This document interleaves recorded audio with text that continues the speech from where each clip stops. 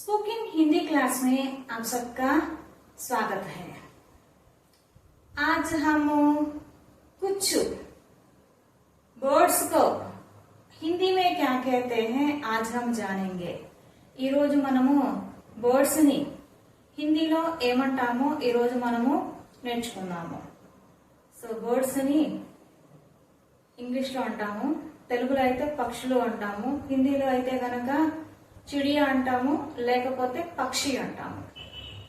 So ఈ రోజు మనము ఆ పక్షులని హిందీలో ఏమంటామో ఈ రోజు మనము నేర్చుకుందాము। तो चलिए स्टार्ट करेंगे। सो बर्ड्स मीन्स हिंदी में चिड़िया कहते हैं, नहीं तो पक्षी कहते हैं। సో వీటిని చిడియా అంటాము లేదా పక్షి అని కూడా అంటాము। సో వాటి గురించి ఇవాళ మనము నేర్చుకున్నాము। ఇక్కడ నేను కొన్ని తెలుగు బర్డ్స్ పేర్లని రాశాను, హిందీ బర్డ్స్ పేర్లని రాశాను। సో ఒక్కొక్క దాన్ని మనము తెలుగులో ఏమంటామో హిందీలో ఏమంటామో ఈ రోజు మనము నేర్చుకుందాము। సో మనము హిందీ బాగా మాట్లాడటం నేర్చుకోవాలంటే ప్రతి దాని గురించి కూడా మనము తెలుసుకోవాలి।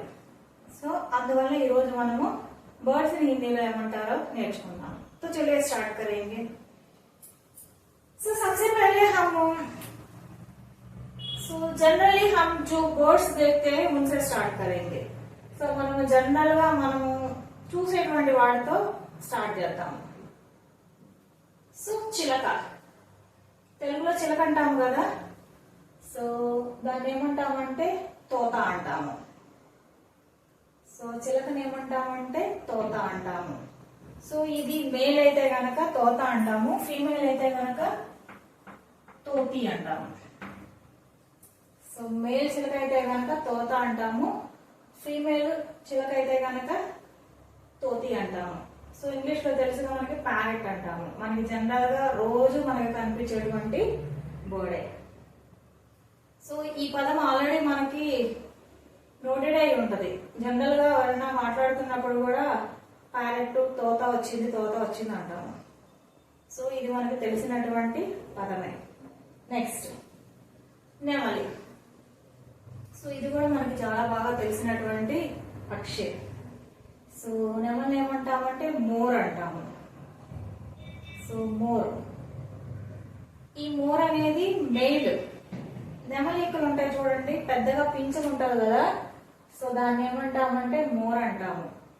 సో మెయిల్ నెమలికే పింఛం ఉంటది। సో మగ నెమలి ఏమంటామంటే మోర్ అంటాము। సో ఆడ నెమలి ఏమంటామంటే మోరిని అంటాము। సో మగదానికి పింఛం ఉంటుంది, ఆడ నెమలికి పింఛం ఉండదు, చిన్న తోకలాగా ఉంటది, కోడిలాగా తోక ఉంటది। సో పింఛం ఉండేదాన్ని మనము మోర్ అంటాము। సో ఇది మేల్, ఫీమేల్ ఏమో మోర్ని అంటాము। నెక్స్ట్ కాకి, సో ఇది జనరల్ గా మనకి ఎక్కువగా కనిపించేటువంటి బర్డే కాబట్టి కాకిని ఏమంటామంటే కౌవ అంటాము। సో కాకిని కౌవ అంటాము। సో మేల్ అయితే గనక నర కవ్వ అంటాము, ఫీమేల్ అయితే గనక మాదా కవ్వ అంటాము। సో మగవాటిని నరకవ్వ అని, ఆడకాకిని మాదా కవ్వ అని అంటాము। ఇది గుర్తుపెట్టుకోవడం చాలా ఈజీ, కవ్వ ఆల్రెడీ మనకి ఎక్కువగా రోజు కనిపించేటువంటి బర్డే కాబట్టి దీన్ని ఈజీగా మనం గుర్తుపెట్టుకోవచ్చు। నెక్స్ట్ హంస, హంసని హంస అంటాము। సో ప్రొనౌన్సియేషన్ రెండు కూడా దగ్గరగానే ఉంటాయి కాబట్టి దీన్ని గుర్తుపెట్టుకోవడం కూడా చాలా ఈజీయే। హంసని ఏమంటామంటే హంస అంటాము। సో నెక్స్ట్ గోరువంక, సో ఇది కూడా మనకి రోజు కనిపించేటువంటి బర్డే, దీన్ని ఏమంటామంటే మైనా అంటాము। సో గోరువంకని ఏమంటామంటే మైనా అంటాము। నెక్స్ట్ గుడ్లగూబ, సో గుడ్లగూబని ఉల్లు అంటాము। సో ఇది కూడా మనకి కనిపించేటువంటి బర్డే, గుడ్లగూబని మనము ఉల్లు అంటాము। నెక్స్ట్ కోడిపుంజు, ఇది జనరల్ గా మన ఇంటి చుట్టుపక్కల ఎక్కువగా కనిపించేటువంటి బర్డే। సో దీన్ని ఏమంటామంటే మురగ అంటాము, దేన్ని కోడి పుంజుని మురగ అంటాము। అదే కోడి పట్టణ అయితే కనుక మురిగి అంటాము।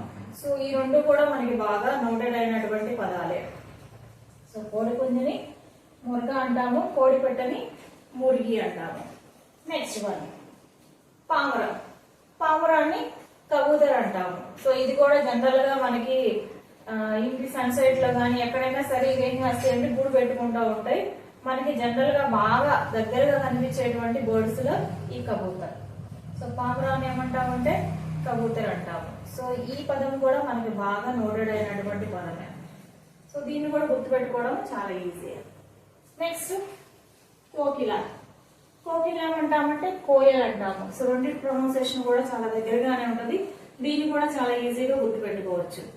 కోకిలని కోయల్ అంటాము. సో కొంగని బగుల అంటాము. సో కొంగని ఏమంటామంటే బగుల అంటాము. మనకి పొలాల్లో ఎక్కువగా కనిపిస్తూ ఉంటాయి బగుల. నెక్స్ట్ బాతుని ఏమంటామంటే బతక్ అంటాము. సో ఇది కూడా మనకి బాగా తెలిసినటువంటి బర్డ్. నెక్స్ట్ బాగా నోటెడ్ అయినటువంటి పదమే అది బతక్. బాతుని ఏమంటామంటే బతక్ అంటాము. నెక్స్ట్ గ్రద్ద. గ్రద్దని ఏమంటామంటే చీల్ అంటాము. సో గద్దని చీల్ అంటాము. అదే డేగనైతే కనుక బాజ్ అంటాము. గద్దనేమో చీల్ అంటాము, డేగనేమో బాజ్ అంటాము. నెక్స్ట్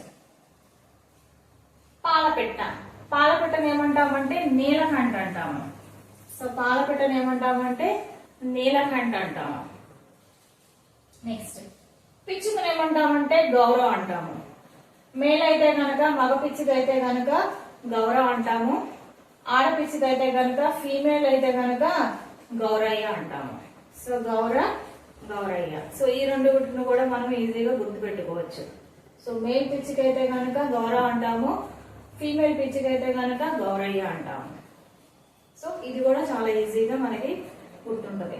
నెక్స్ట్ చాతక పక్షి. సో దీన్ని ఏమంటామంటే వాన కోయిల అని కూడా అంటాము. సో దీన్ని ఏమంటామంటే చాతక పక్షి అంటాము, లేదా పపీహ అంటాము.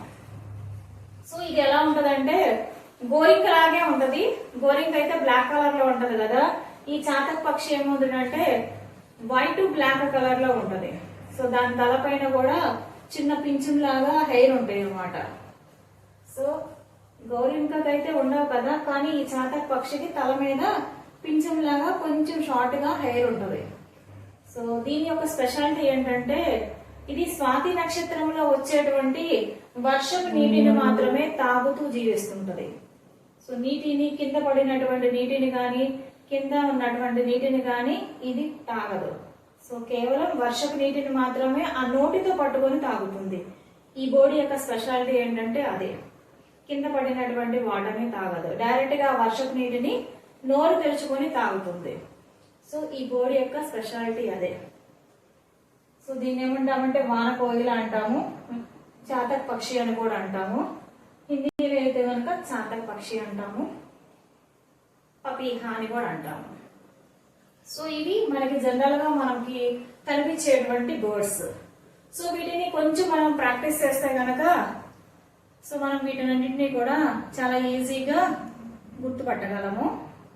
మాట్లాడేటప్పుడు కూడా మనకి చాలా ఫ్లూయెంట్ గా కూడా ఆ పదాలన్నీ కూడా వచ్చేస్తాయి. సో ఆల్రెడీ మనకి కొన్ని తెలుసు. తోత అంటే ప్యారెట్ తెలుసు, మోర్ అంటే నెమలి తెలుసు, ముర్గా అంటే కోడి తెలుసు, బతక్ మానే బాతు, కోయిల్ మానే కోకిల. సో కొన్ని తెలుసు కాబట్టి ఇంకొంచెం మనం ప్రాక్టీస్ చేస్తే కనుక ఆ బర్డ్స్ పేర్లన్నీ కూడా మనకి నోటెడ్ అయిపోతాయి. సో మనం ఏదైనా మాట్లాడేటప్పుడు, హిందీలో మాట్లాడేటప్పుడు ఆ బర్డ్స్ ని మనము హిందీలో చాలా ఫ్లూయెంట్ గా అలవోకగా మాట్లాడగలుగుతాము.